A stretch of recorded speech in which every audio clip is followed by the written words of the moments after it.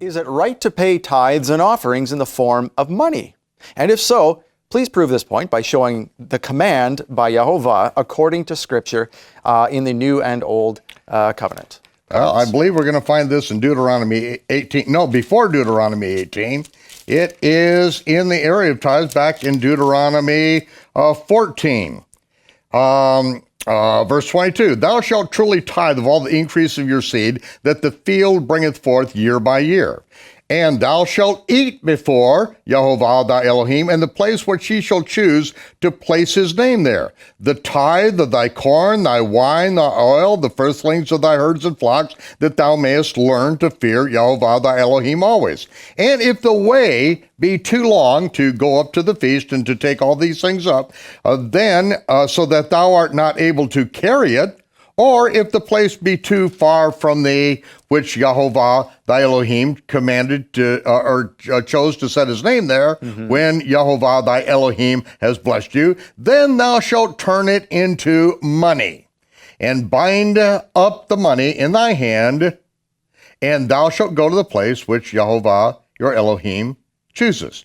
And thou shalt bestow that money for whatsoever thy soul lusteth after, for oxen, for sheep, for wine, for strong drink, or for whatsoever thy soul desires, that thou shalt eat there before Yehovah thy Elohim, and thou shalt rejoice, thou and thy household. So here we have the precedent. If it's too far, to go up to the feast, and this is talking about when you go up to the feast, you reserve a tithe so that you can go up to the feast and that you distribute freely. You take care of the poor, the widows, the orphans, the Levites, and it goes on to say that once every 3 years that you take that tithe and take care of the poor, widows, and orphans, and the Levites that are within your own gates. And so if it's too far to go up to Jerusalem and take all this stuff with you, sell it, take the money in your hand, go up there, buy whatever you desire, because it is a party. It's a celebration before the Almighty. So here we have a precedent in the Bible that part of your tithe is to buy strong drink, which doesn't usually preach real well in a Baptist church nowadays, but this was a celebration. It's like the difference between a Baptist wedding and a Jewish wedding. Which one do you want to go to? I'll tell you which one you want to go to.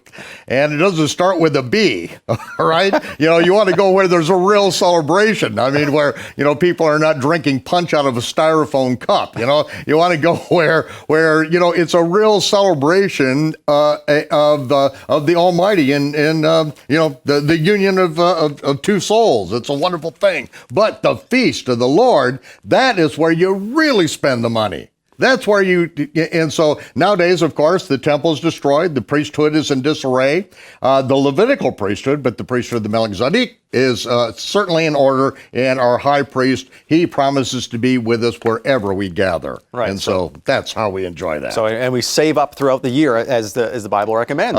That's right. That's right. So next week, Hanukkah, this is one of these times. Now, this is not technically a feast of the Lord requirement, but, if you are celebrating your deliverance from pagan sun worship and the child sacrifice holidays of the winter solstice coming up on December 25th, when it was said that all the pagan sun gods were born. If you're celebrating that, what a place to celebrate is in Dallas. Get together with us and bring some money with you. Enjoy it. Have a good time. And be sure to, participate in our dedication to get this message out around the world.